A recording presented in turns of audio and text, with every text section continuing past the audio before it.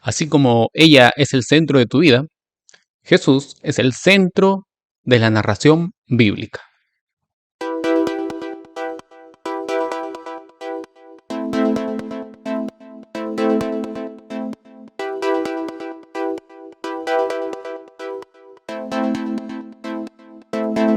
Mis apreciados amigos, bienvenidos al repaso de la lección. En este trimestre vamos a estar estudiando el libro de Levíticos y la lección número 1 ya por nombre, Jesús. Y apreciados, apreciadas, invencibles, estamos felices de poder iniciar este nuevo trimestre con esta lección que a lo mejor tú por ahí habrás dicho, pero qué aburrido, que vamos a estudiar el Antiguo Testamento, que vamos a ver sacrificios. ¿Por qué la lección nos va a hablar esta vez sobre Levítico? Pues déjame decirte que Levítico y esta lección de alguna otra manera va a ser muy bonita, muy interesante, porque ese libro que a lo mejor nos da pereza estudiar, con esta lección nos vamos a dar cuenta de lo que nos hemos estado perdiendo y cómo es que Levítico habla directamente de Jesús y lo que Jesús hizo aquí en la tierra y lo que hará inclusive. Así que vamos a sumergirnos en el repaso de esta lección y vamos a descubrir cosas fascinantes. A su vez, apreciados amigos invencibles, quisiera decirle pues de que tenemos o tengo a mi disposición 2 lecciones de Escuela Sabática Joven. Obviamente esta es la mía, la personal, pero tengo aparte 2 más. Y quisiera compartir con ustedes, solo que en este caso solamente va a ser para nuestros amigos que están en la capital de Perú, que es aquí en Lima, ya que a provincia o al extranjero me va a ser imposible enviarles. Así que si tú estás aquí en Lima y quieres tener la lección de Escuela Sabática Joven, ya sea para ti o para regalar a alguien, pues escribe en la caja de comentarios, danos tu nombre, ya que en la siguiente lección vamos a hacer el sorteo y pues si tú sales ganador, ahí veremos la forma en la cual llegue a tu casa esta lección. ¿Sí? Y sin más que decir, pues acompáñanos en el repaso de esta lección, que como ya tú sabes, está dividida en 3 partes. Y la primera parte lleva por título Jesús en Levítico. Pensar de que Jesús está presente en el libro de Levítico no es una idea descabellada. Por el contrario, es algo muy lógico. Y es que recuerda, Jesús estuvo presente o representaba el cordero del sacrificio. A Jesús encontramos en el tabernáculo. A Jesús lo encontramos en el sacerdote que estaba ministrando el tabernáculo. Cuando nosotros hablamos de Jesús en Levítico, encontramos mucho relacionamiento. Pero también cuando nosotros vamos al Nuevo Testamento y vemos la vida de Jesús aquí en la tierra, pues automáticamente nos hace ver de lo que Jesús estaba haciendo en Levítico, lo que Jesús o lo que implicaba todos esos ritos que ahí se mencionan.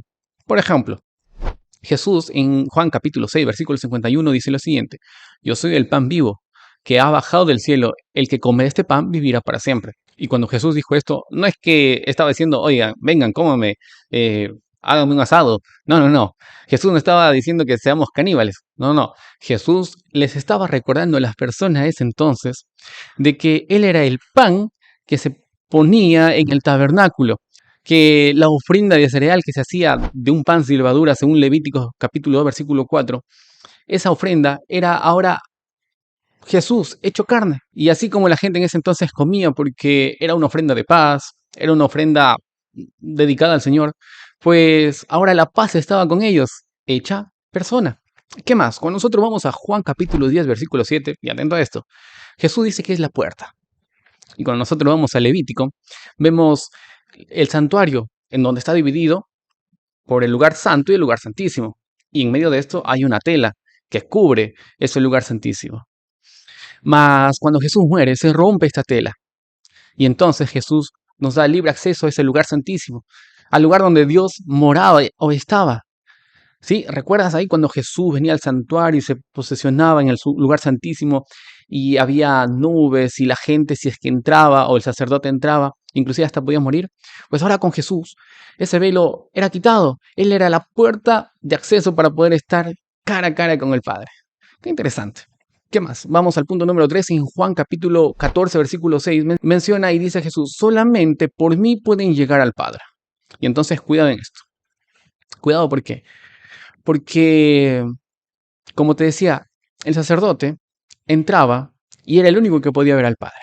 Pero cuando se rompe esta tela y Jesús viene a hacer la puerta, de la otra manera nos dice de que estar ante la presencia del Padre es algo muy importante.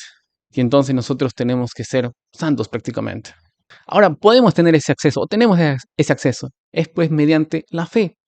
La fe en Jesús y su sangre expiatoria que nos cubre, tal cual lo diría Juan capítulo 4, versículo 6 o Hebreos capítulo 4, versículo 6. ¿Qué te parece hasta acá? Interesante, ¿no? Cómo es que Levítico se relaciona con la vida de Jesús aquí en la tierra. Vamos a ir al punto número 2, que lleva por título Demonología. ¿Demonología? Alex, ¿qué es eso?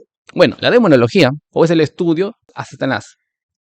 ¿Y qué tiene que ver Levítico con esto? Pues la verdad tiene que ver mucho, porque si bien es cierto, Dios dio instrucciones al pueblo de Israel que le adore de una manera, pero Satanás hizo todo lo posible para que esto tergiversara y la gente pueda adorar a otros dioses utilizando esas cosas que en parte Dios había dado. Y es aquí donde nosotros podemos recordar algo. Por ejemplo, de que a Dios no le agradaba la sangre de los animales, y esto lo demuestra Isaías capítulo 1, versículo 11. Dios no estaba feliz con que mate un corderito en sí. Tampoco, o es más, Dios aborrecía los sacrificios humanos. Si bien es cierto, en Levítico nunca menciona de que se debería sacrificar a una persona, pero en otras culturas lo hacían. Y para Dios eso era algo aborrecible, o es algo aborrecible. También menciona que el consumo de sangre, que era común entre las naciones paganas, pues Dios menciona y dice que eso no está bien. Eso está en Levíticos capítulo 19, versículo 26.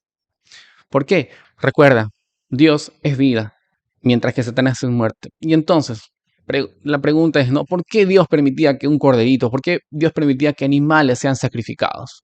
¿Acaso no estaba bien que sacrifiquen o pongan como una ofrenda lo que hizo Caín, cereales y ya? Pues vamos a dar 3 razones por las que Dios permitía que se hagan sacrificios de animales.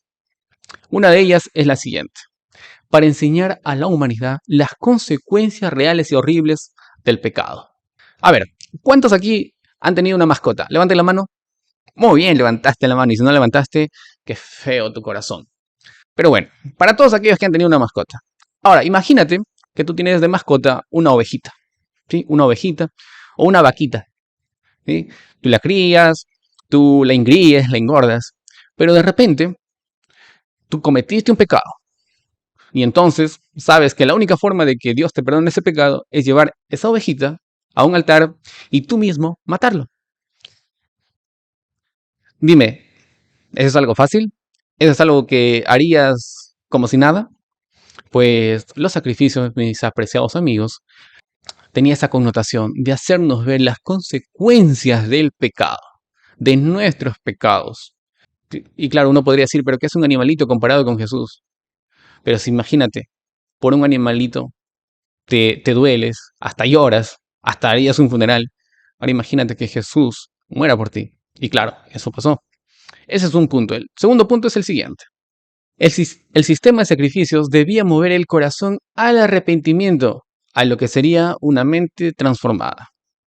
Pues si bien es cierto, ok, llevaste tu corderito, lo mataste, porque el Levítico menciona de que el sacrificio que harían para el perdón de sus pecados, el hecho de llevar ese animalito, el que tenía que matar no era el sacerdote, no, no, era la persona que llevaba el cordero, el pecador era quien mataba. Ouch. Entonces, el sistema de sacrificios debería llevar a la persona al arrepentimiento, o sea, a cambiar su mentalidad. Y es que a medida que el pecador llevaba una y otra vez, digamos, un corderito o un animal, podía entender de las consecuencias del pecado y veía el pecado no como algo bueno, sino como algo o como un depredador que solamente venía y mataba, mataba. Entonces, cuando nosotros vemos a Jesús en la cruz y enseñamos de él, la gente usualmente queda sorprendida. ¿Cómo es que alguien vaya y muera por un pecador? Y es aquí donde entra el Espíritu Santo y conmueve nuestro corazón al cambio, conmueve nuestra mente a la transformación. Y a medida que nosotros veamos más a Jesús, entendamos más de Jesús, vamos a permitir que el Espíritu Santo haga cambios en nosotros. Y no es que nos volvamos extremistas, simplemente nos volveremos conscientes de lo que implica o lo que da como resultado el pecado. Y el punto número 3 es el siguiente. Era un recordatorio de la promesa de Dios a la humanidad. Génesis 3:15, Dios promete a Adán y Eva que vendría un Salvador. Y entonces las personas Y entonces, los israelitas, cuando Dios les dio esa instrucción, era también con esa finalidad, de que no olviden de que pronto o en algún momento vendría un Salvador, vendría alguien a morir por ellos. Ese cordero solamente era un tipo de lo que vendría más adelante. En este caso, Jesús, nuestro Salvador. Punto número 3. ¿Será que todos los sacrificios apuntan a Jesús? Pues desde luego que sí, y para ello te voy a dar 5 razones. Jesús menciona que él no tenía pecado, y Levítico 1:3 nos hace recordar que o nos enseña que el animalito que tendríamos que ahora sacrificar tenía que ser sin tacha alguna, sin imperfección alguna, tenía que ser perfecta.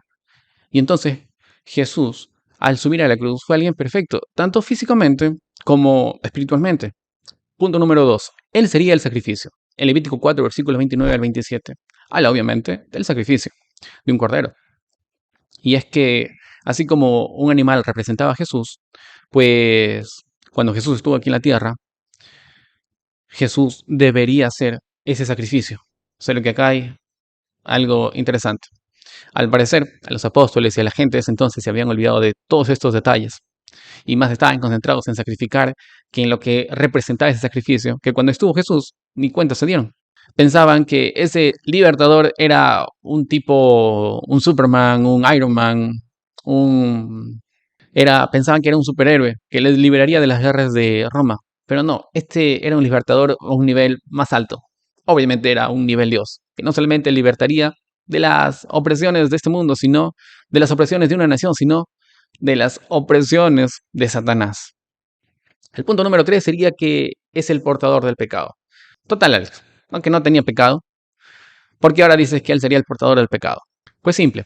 En Juan capítulo 1, versículo 29, Juan el Bautista dice, ahí viene Jesús, el Cordero de Dios. Y ojo a esto, cada vez que alguien llevaba su sacrificio, la sangre que corría de este animal, el sacerdote lo tomaba y lo esparcía en el velo del santuario. Y es que esta sangre de alguna otra manera llevaba el pecado de la persona ofrendante. Y entonces Jesús, cuando viene acá y muere, su sangre nos redime de ese pecado. Entonces es por eso que dice que sería el portador del pecado. El pecador ponía su mano sobre la cabeza del sacrificio. Levíticos capítulo 1, versículo 4. Lo mismo hacemos cada vez que nosotros confesamos nuestros pecados a Dios. Jesús se convierte en nuestro único sustituto. Y esto lo dice en 1 de Pedro capítulo 2, versículo 24. Y por último, ese sacrificio de Jesús sería de aroma agradable. ¿Cómo así? Y es que según Levítico 1, versículo 9, menciona que el olor que salía de los sacrificios era olor grato a Dios. ¿Por qué? Porque de esta manera Dios podía hacer algo por ellos. Y ahora, Efesios capítulo 5, versículo 2 menciona que el aroma del Señor era agradable. El aroma de Jesús era agradable. ¿Por qué agradable? Porque por medio de él podíamos ser salvos. Entonces, mis apreciados invencibles, podemos notar muchos puntos de que Jesús estaba presente en el libro de Levítico y todo lo que se hacía ahí representaba a Jesús. Yo quisiera terminar con esto. El Camino a Cristo dice lo siguiente: Jesús es lo primero, lo último y lo mejor de la Biblia. Dios, al dar a su Hijo, nos ha vertido todo el cielo en un don. Pues desde Génesis hasta Apocalipsis está presente Jesús. Y en Levítico también lo está. Qué hermosa declaración. Y un detalle más. En la antigüedad, mientras que la gente llevaba sus sacrificios para que sus dioses tengan piedad de ellos, pues en caso de Jehová, él mismo dio el sacrificio por amor a la humanidad. La gente no llevaba un sacrificio para que Dios se calme. Llevaba porque entendía o debía entender de que ese sacrificio más adelante representaría a Jesús, el único que podía salvar. Y Dios nos dio el sacrificio. Los dioses pedían, Dios dio.